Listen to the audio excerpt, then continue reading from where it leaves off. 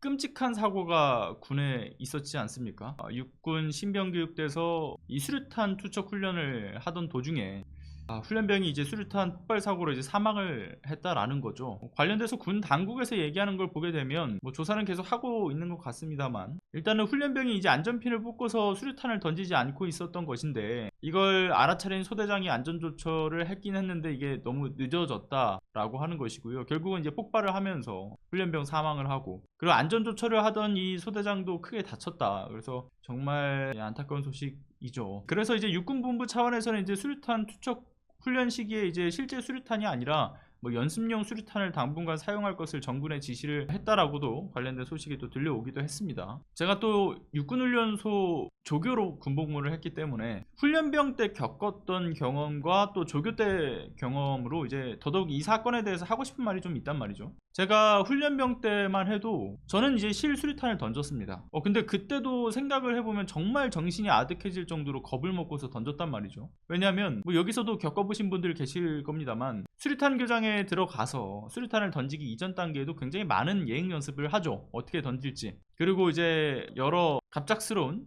상황에 어떻게 대처를 해야 되는지도 교육을 받고요. 그렇게 반복 숙달을 나름 좀 짧다면 짧은 시간이지만 반복해서 합니다. 그런데 그 와중에도 그렇게 숙달을 하는 과정에서 꽤 멀리 떨어진 곳에서 이 던져진 수류탄이 폭발할 때마다 지면이 정말 쿵 하고 흔들려요. 지진 나듯이. 그래서 그 긴장감이 배가 된단 말이에요. 그러니까 오만 가지 생각이 다 나게 되어 있어요. 뭐 수류탄 분량으로 만에 하나 안전핀을 뽑지 않았는데 손에서 터지면 어떡하지? 라는 생각부터, 아니 혹시나 또 손에서 놓치게 되면 또 어떡하지? 이런 생각도 들고요. 그래서 수류탄을 들었을 때 안전핀을 손에 걸고 이제 뽑을 준비를 할 때 손에 정말 힘이 많이 들어가죠, 보통 긴장을 해서. 그래서 오죽 정말 힘이 좋은 체대생 출신의 훈련병의 경우에는 그 연습용 수류탄 있잖아요, 석고로 만들어진, 그걸 너무 꽉 잡아가지고 저는 그 석고로 된 그 몸통이 부서진 경우도 봤어요. 아무튼 제가 14년도 군번인데 그 이후에 있었던 수류탄 폭발 사고 문제 때문에 제가 조교가 돼서는 실수류탄을 훈련병들이 던지지는 않게 됐습니다. 전부 이제 연습용 수류탄으로 교체해서 이제 훈련을 했죠. 그런데 제가 조교로 훈련병들이 이제 연습용 수류탄을 던질 때조차도 그 사로에서 통제를 하지 않습니까? 근데 그 통제를 직접 해본 입장에서 정말 별의별 일들이 다 있어요. 그러니까 중앙에서 이제 마이크로 연습했던 대로 이제 구분 동작을 하나하나 설명을 하지 않습니까? 뭐 안전 클립 제거, 뭐 안전핀 뽑고, 뭐 이런 식으로 해서 구분 동작을 이야기를 합니다. 근데 그렇게 던지게 해도요, 긴장해서 아무것도 못 듣는 훈련병들이 있어요. 또 어떤 훈련병은 수류탄을 제대로 꽉 잡지 않아가지고 안전 클립 제거하고 안전핀을 딱 뽑자마자 안전 손잡이가 날아가요. 근데 날아갔으면 빨리 던져야 될 거잖아요. 근데 당황해서 던지지 못하고 허둥대는 경우도 있습니다. 그러면 바로 옆에서 던지라고 큰 소리를 여러 번 외치고 팔을 부여잡고 흔들고 던져라고, 그때는 최대한 이제 바로 요즘엔 또 그 조교들이 왜 반말을 하지 못한다라고 하지 않습니까? 뭐 제가 들어갔을 초반에는 또 이제 반말도 할 수 있었지만 그런 걸 다 떠나서 바로 그냥 알아차릴 수 있게끔 던지지 않고 뭐 하는 거야, 던져라고 하는데도 정신을 못 차려요. 너무 당황한 사람들의 경우에는. 뭐 이번 훈련병의 경우에도 그렇다라고 얘기하는 건 아닙니다. 근데 때때로 그런 사람들도 있다라는 말씀을 드리는 거고요. 그렇게 정신 못 차려서 던지지 못하다가 뒤늦게 던져서 바로 코앞에서 공중에서 폭발을 하기도 해요. 그리고 잡은 수류탄을 놓쳐서 사로에 떨어뜨리는 경우도 드문 일이지만 없는 일도 아닙니다. 근데 이게 연습용 수류탄일 뿐인데도 이게 폭죽처럼 퍽 하고 터지니까 이조차 겁나서 그래요. 왜냐면 여러분들 풍선 터지는 것도 겁나가지고 이제 그런 공포심을 느끼는 사람들도 있잖아요.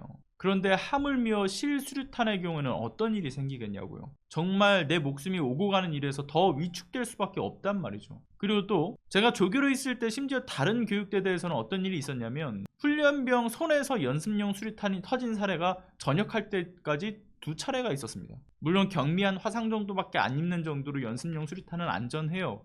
그런데도 그런 일이 발생을 하죠. 그게 실수류탄이었으면 얼마나 끔찍한 일이 벌어졌겠습니까? 그래서 제가 생각했을 땐 그런 거예요. 이게 실수류탄의 위력에 대해서는 훈련된 교관이나 그러니까 숙련된 조교가 시범을 보이는 것은 필요하다고 봐요. 왜 폭발 상황에 대한 경험이라든가 그 딱 지면의 울림, 폭발될 때 당시의 그 소리, 그러니까 긴급 사태에는 또 어떻게 대처를 해야 되는가, 그러니까 전투가 정말 있을 경우에 생길 수 있는 어떤 패닉 상태에서 대응을 하기 위해서 필요한 만큼 직접적인 실수류탄을 던지진 않더라도 바로 코앞에서 간접적 경험은 좀 하게 해주자는 건 전 필요하다고 봅니다. 그런데 그것을 아무리 훈련 5주차 정말 끝물에 이 충분한 숙지와 훈련을 받은 상태에서 던진다고 해도, 아니 훈련 5주차는 아직 미숙하죠. 그러니까 그런 미숙한 훈련병들의 손에 쥐어준다는 것이 과연 맞는가? 훈련병들이 자대 배치도 받지 않은 상황에서 간부들이 각각의 이 훈련병 이들의 개인의 상태가 어떤지 충분한 파악과 관찰이